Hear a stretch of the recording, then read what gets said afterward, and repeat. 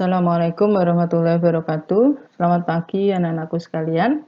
Alhamdulillah kita bisa bertemu lewat video saya yang akan kalian simak untuk materi pertama, yaitu penyampaian KD 3.1 mengenai fungsi eksponen ya. Tadi sebetulnya materinya adalah tentang fungsi eksponen. Tetapi sebelum beranjak ke sini ya, fungsi eksponen ini, fungsi eksponen. Nah, ketika SMP ini dulu kalian sebetulnya ini sudah ya mendapat, cuman karena kalian di era pandemi ini daring, mungkin ada yang lupa, maka saya pada video kali ini akan membahas tentang sifat-sifat eksponen. Ya. Saya mengingatkan aja ada beberapa sifat eksponen. Yang pertama A pangkat 0 itu ya, kalian banyak yang lupa soalnya ini ya, itu sama dengan 1. Yang kedua, kalau A pangkat 1 itu sama dengan A gitu ya. Yang ketiga, kalau misalkan A pangkat M itu berarti A kali A kali A kali sebanyak M unsur gitu ya. M unsur gitu. Sehingga nanti kalau ada sifat yang keempat, A pangkat M kali A pangkat N itu berarti A kali A kali A kali gitu ya. Yang sebelah kiri itu sebanyak M unsur dikalikan lagi yang sebelah kanan A kali A kali A kali A sebanyak N unsur gitu ya. Nah, sehingga kalau semuanya di sini M buah ya, M unsur ditambah N unsur, maka ini menjadi A pangkat M ditambah N. Ya. Sehingga diperolehlah sifat di sini jika ada sembarang bilangan A berpangkat M dikalikan bilangan A berpangkat N, langsung nggak usah kamu rekan panjang lebar seperti ini, langsung A pangkat M plus N. Itu ya. Contoh misalkan tuh untuk yang sifat nomor 4 tadi ya, untuk sifat yang ini tadi, yang nomor 4. Misalkan saya punya contohnya 2 pangkat 3 kali 2 pangkat 5. Kalian tidak perlu lagi gini, 2 kali 2 kali 2 sebanyak 3. 2 kali 2 kali 2 kali 2 kali 2 sebanyak 5. Baru seluruhnya 1, 2, 3, 4, 5, 6, 7, 8. 2 pangkat 8. Nggak perlu seperti ini mengurai, langsung aja pangkatnya 3. Ini kamu jumlahkan dengan 5. Hasilnya adalah 8. Ya.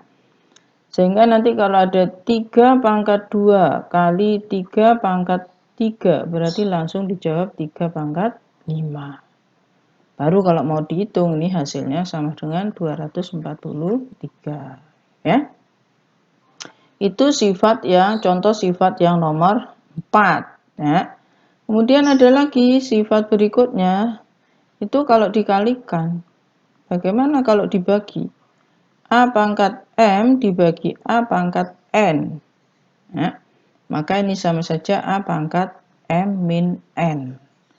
Contoh misalkan 3 pangkat 5 dibagi 3 pangkat 3. Jadi kalau mau disusun, ini sebetulnya kan sebanyak 5 suku ya. 3 kali 3 kali 3 kali 3 kali 3. Itu 2, 3, 4, 5. Dibagi 3 pangkat 3. Sehingga kalau ini bisa disederhanakan, tinggal 2 buah. 3 pangkat 2. Boleh pakai cara langsung seperti ini, yaitu pangkatnya M dikurangi 3. Hasilnya adalah 2. Ya. Sehingga misalkan 7 pangkat 8 dibagi 7 pangkat 7. Ya langsung, tidak usah dihitung ini sendiri. 7 pangkat 8 dikurangi yang kanan. Hasilnya menjadi 7 pangkat 1 atau 7 saja. Itu sifat yang nomor 5. Gitu ya. Bagaimana dengan sifat yang nomor 6? Nah, saya taruh di sini aja cukup. Kalau ada A pangkat M, pangkatkan lagi. Berarti ini bagaimana ini? Ya. A pangkat M itu A sebanyak M unsur. Pangkatkan lagi ini. Sebanyak N. Berarti ini sama dengan A kali A kali A kali gitu ya. Sebanyak M unsur. Terus diulangi lagi seperti ini, kurung lagi. Isinya sama. Kurung lagi gitu ya. Titik titik titik. Ini semuanya sebanyak N unsur. Maka ini sama aja. M sebanyak N. Berarti sama dengan M kali N. Itu. Contoh. Misalkan 2 pangkat 3 dipangkatkan lagi 2. Ini sama aja 2 pangkat 3 kali 2. Atau 2 pangkat 6. Gitu ya. 2 pangkat 6 itu berapa anak-anakku sekalian? 2 pangkat 5 aja 32. Berarti ini ketemu sama dengan 64. Itu ya. Sifat yang ketujuh. Nah, bagaimana sifat yang ke-7 gitu ya. Sifat yang nomor 7. Nah, kalau pangkatnya negatif, A pangkat min M. Itu sama aja seper A pangkat M. Itu anak-anakku sekalian ya. Contoh. Nah, misalkan 2 pangkat min 1 itu sama aja dengan seper 2 pangkat 1. Atau sama dengan setengah. Gitu. Misalkan lagi 3 pangkat min 2 berarti sama dengan seper 3 pangkat 2 atau sama dengan seper 9. Nah, itu pemahaman dari pangkat negatif gitu. Sehingga nanti kalau digabung dengan sifat yang atas tadi, misalkan ya contoh lagi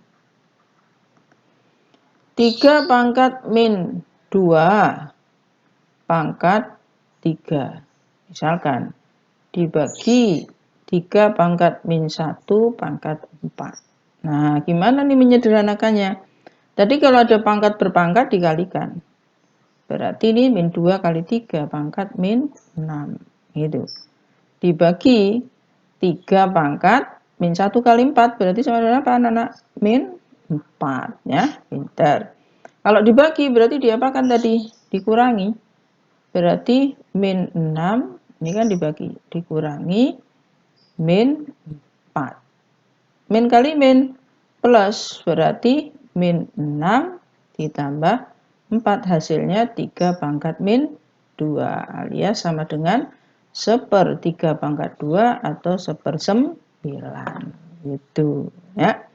Nah, itu contoh penggunaan sifat-sifat yang mulai awal tadi sampai sifat yang nomor 7. Apa ada sifat lagi? Ada ya. Nah, banyak sekali sifat-sifat eksponen yang harus kalian ketahui. Yang ke-8, misalkan di sini ada bagian misalkan ya. A pangkat M itu dibagi B pangkat M. Syaratnya ininya sama ya. Boleh A per B pangkat M. Disederhanakan seperti ini. Contohnya gimana nih contohnya? Misalkan ada ya, di sini 10 pangkat 2 dibagi 5 pangkat 2. Sama aja, karena ini pangkatnya sama, ini syaratnya pangkatnya harus sama. Kalau nggak sama nggak boleh dipakai seperti ini ya.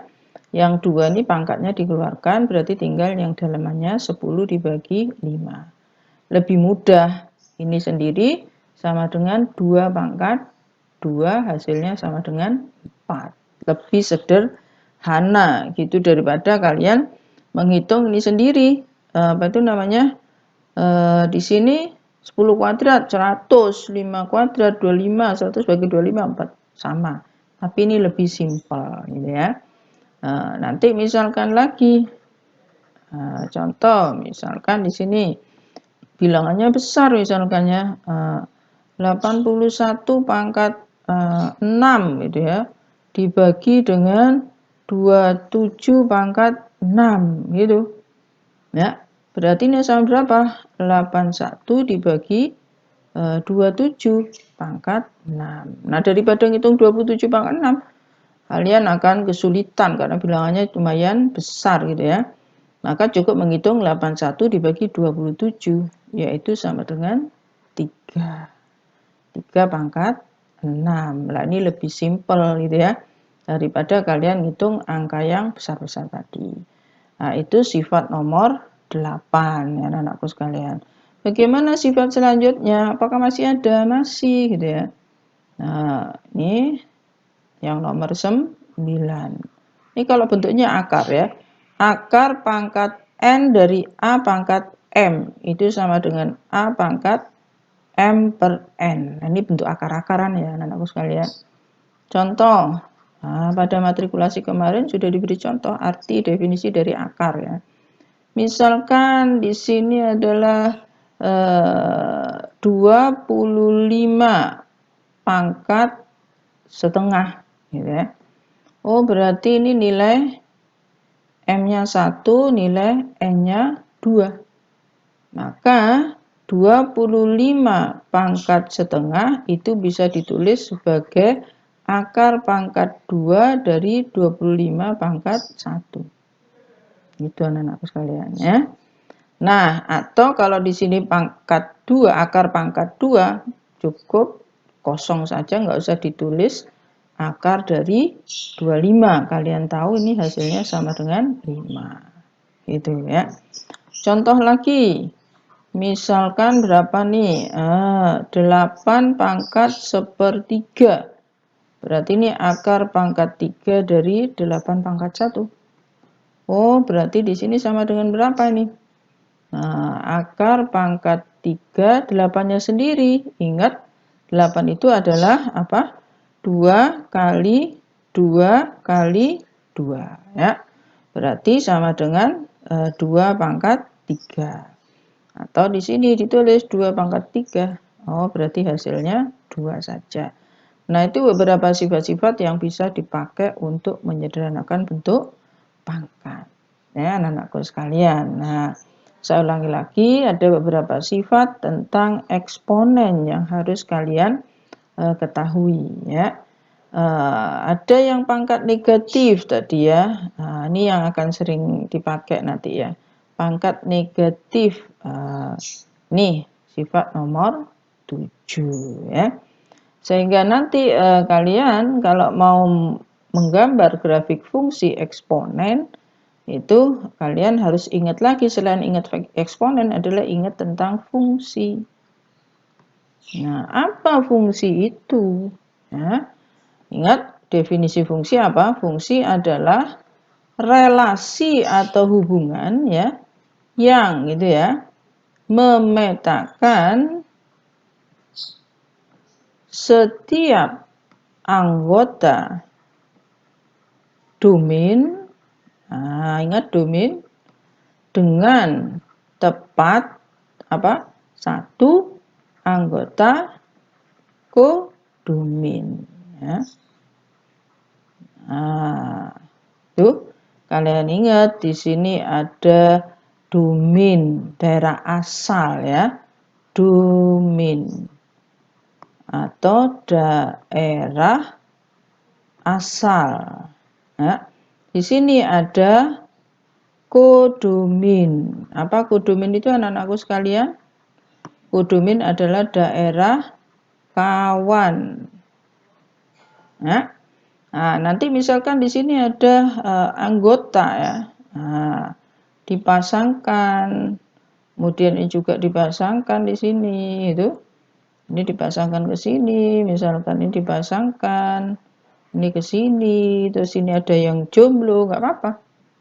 Artinya apa? Setiap anggota domain ini, setiap anggota domain dipasangkan atau dihubungkan dengan tepat satu anggota kodomin. Satu anggota kodomin itu bisa tersendiri, bisa juga tujuannya sama, nggak apa-apa. Ya. Bu, ada ini anggota yang nggak punya pasangan, nggak apa-apa. Dalam definisi fungsi ini yang penting setiap anggota domain dipasangkan dengan tepat. Lah kalau begini bagaimana Bu misalnya? Misalkan ini ada dipasangkan dengan sini. Kemudian di sini juga ada dipasangkan sini. Yang ini nggak ada. Ya. Kemudian di sini nggak ada pasangan. Terus di sini apa itu namanya ke sini juga. Nah, apakah ini merupakan fungsi? Bukan ya. Kenapa? Karena ini nggak punya pasangan. Yang sini punya pasangan ganda. Yang ini benar sudah. Setiap anggota domain berpasangan dengan tepat satu anggota kodomin. Tapi ini berpasangan dengan dua, menyalahi aturan.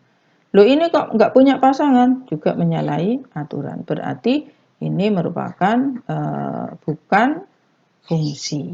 Ya. Nah, tadi bukan lagi fungsi, tapi ini bukan fungsi. Kalau yang ini fungsi. Cirinya anggota domainnya harus habis. Gitu. Kalau anggota kodominnya nggak habis nggak apa-apa. Gitu. Yang penting ini juga nggak boleh bercabang dua. Nggak boleh jomblo, nggak boleh bercabang dua. Itu ya. Sedangkan anggota yang terkena panah, ini tadi yang terkena panah gitu ya, terkena pemetaan, ini disebut ring. Ya, kalian ingat daerah hasil ya, ring. Itu waktu SMP mungkin kalian sudah ada yang pernah, ini merupakan daerah hasil ya anak-anakku sekalian. Itu pengertian definisi dari sebuah fungsi. Nah, bagaimana menggambar grafik fungsi?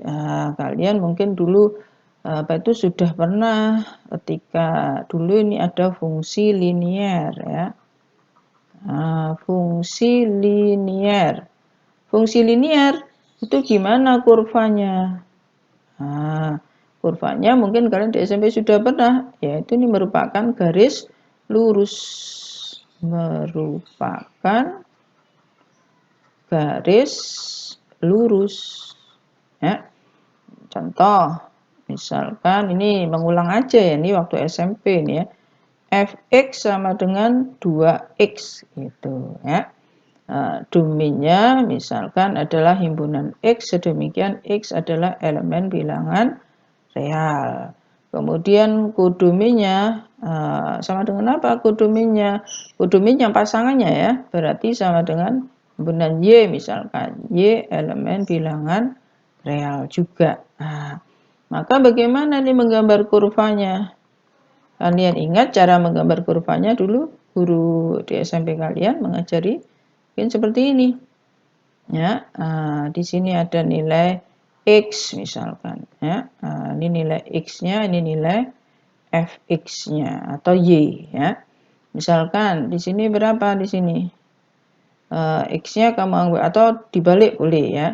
Kalau ini X-nya 0 maka dimasukkan ke sini 2 kali 0 gitu ya. Berarti di sini sama dengan 0 juga. Itu ya. Sehingga pasangannya 0,0 ya. Misalkan lagi di sini berapa? 1 kali 2 2 gitu ya. Sehingga ini pasangannya 0,0 yang di sini 1,2. Kalau digambar, ini adalah daerah sumbu datar atau sumbu X. Ini merupakan domain. Ya, sedangkan di sini sumbu tegaknya adalah sumbu Y merupakan daerah kawan. Domain gitu. Yang terkena tadi mana? Ini 0,0 sama 1,2 gitu ya. 1 pasangannya 2 berarti di sini. Ini nolnya. Dihubungkan ini 1 pasangannya 2. Karena ini bilangan real berarti semua ya. Bulat, pecah dan seterusnya. Atau berupa garis lurus ya. Berupa garis lurus. Ini. Itu salah satu cara menggambar kurva garis lurus. Ya ini boleh dibolak-balik boleh terserah. Yang penting kalian nggak bingung ya X sama Y-nya gitu ya. Itu fungsi linier gitu ya. Kemudian kalian sudah juga apa itu namanya mengenai fungsi kuadrat. Pada saat matrikulasi ya kemarin fx sama dengan apa di sini? Ax kuadrat plus bx plus c gitu ya. Nah, kalian sudah diajari juga cara menggambarnya. Misal nih, saya ingat-ingetin aja ya. Contoh, misalkan fx sama dengan x kuadrat min 4 ya. Misalkan domainnya fx misalkan himpunan x sedemikian x elemen bilangan real. Domainnya y misalkan sedemikian y elemen bilangan real. Mana ringnya nanti? Ring atau daerah hasil. Maka pertama-tama gimana nih cara menggambarnya nih? Fx sama dengan x kuadrat min 4. Pada saat matrikulasi kemarin kalian sudah diajari mencari titik potong dengan sumbu X gitu ya. Titik potong dengan sumbu X itu dicapai saat Y atau Fx itu sama dengan 0. Maka X kuadrat min 4 itu sama dengan 0. Ini kita faktorkan. X min 2, X plus 2. Maka X yang pertama diperoleh 2, X yang kedua itu min 2. Itu titik potong dengan sumbu X. Lanjutannya gimana? Pada saat matrikulasi kemarin, langkah berikutnya adalah dicari titik potong dengan sumbu Y. Kapan ini? Saat nilai X sama dengan 0. Maka nilai Y itu sama dengan F0. Masukkan ke sini fungsinya. Berarti 0 kuadrat dikurangi 4 min 4 ya. Maka nanti koordinatnya dari sini diperoleh 0, min 4 ya. Kalau yang ini tadi 2,0 sama min 2,0. Loh, nilai A-nya berapa di sini? Nilai A. Pada saat matrikulasi ini kemarin nilai A-nya adalah 1. Kalau nilai A-nya 1 berarti positif, berarti kurva menghadap ke atas gitu ya kemarin ya. Sebetulnya ini ada lagi sumbu simetri ya caranya. Persamaan sumbu simetri. Itu diperoleh X sama dengan min B per 2A itu. Berapa di sini nilai B-nya? Kalau nilai A-nya tadi 1, nilai B-nya 0, nilai C-nya sama dengan min 4 gitu ya. Nah, kita masukkan B-nya berapa nih? 0 dibagi 2 kali 1 sama dengan 0 dibagi 2, hasilnya 0. Ini adalah sumbu simetri. Sehingga kalau kita taruh ini di grafiknya ya, ini ada sumbu Y, kemudian ini ada sumbu X gitu ya. Nah, di sini akan diperoleh titik potong dengan sumbu X. Tadi min 2. Yang sebelah kanan itu 2. Nah, titik potong dengan sumbu Y-nya. Ini ditarik ke bawah lagi karena min 4. 2. Berapa di sini? 3, 4. Nah, ini min 4. Ini sumbu simetrinya. Sumbu itu yang membelah ya. X sama dengan 0 itu sama aja dengan sumbu Y. Jadi ini berfungsi sebagai sumbu simetri gitu ya. Sumbu simetri itu sumbu yang membelah gambar menjadi 2. Menghadap ke mana kurvanya? Menghadap ke atas. Nah, ini kurvanya sama ini. Itu anak-anakku sekalian ya. Nah, ini sebagian saja. Baru nanti yang antara lain yang akan kita pelajari, tujuan utama kita yaitu mengenai fungsi eksponen. Ya, fungsi sendiri definisinya seperti tadi, sedangkan sifat-sifat eksponen itu seperti tadi. Nah, ini insya Allah akan ketemu dalam video yang kedua, karena kalau saya sampaikan di sini nanti terlalu panjang. Ya, anak-anakku sekalian, ingat bahwa sifat-sifat eksponen yang harus kalian pelajari tadi seperti itu. Oke, jadi sebelum masuk ke materi yang inti, saya ingin mengingatkan eksponen itu apa dulu waktu di SMP. Kemudian pemahaman tentang fungsi sendiri apa? Ini ya. Fungsi adalah relasi yang memetakan setiap anggota domain dengan tepat satu anggota kodomain ya. Ada istilah domain daerah asal, kodomain daerah kawan, ring, ada kurva dan sebagainya ya. Ini tentang fungsi. Nah, semuanya itu nanti akan kita gabung sehingga fungsi, misalkan fungsi linier. Fungsi linier itu adalah fungsi yang derajatnya berpangkat 1 atau ditulis sebagai fx sama dengan ax plus b gitu ya bentuk umumnya. Contohnya ini tadi gitu. Karena merupakan bilangan real berarti ini tidak putus-putus, ini lurus berlaku untuk semua bilangan nyata ya. Nah, kalau fungsi kuadrat kurvanya nanti kayak gini, domainnya seluruh elemen bilangan nyata, kodomainnya seluruh bilangan nyata, tapi ringnya enggak nanti. Ringnya hanya min 4 ke atas, di sini enggak ada. Nanti akan dibahas lebih lanjut ya. Demikian juga dengan tujuan kita, yaitu fungsi eksponen akan kita bahas pada video yang kedua nanti ya. Oke, sampai di sini dulu. Sampai jumpa. Semoga kalian sehat selalu. Saya mohon maaf apabila ada kesalahan. Akhirul kata, wabillahi taufiq wal hidayah. Wassalamualaikum warahmatullahi wabarakatuh.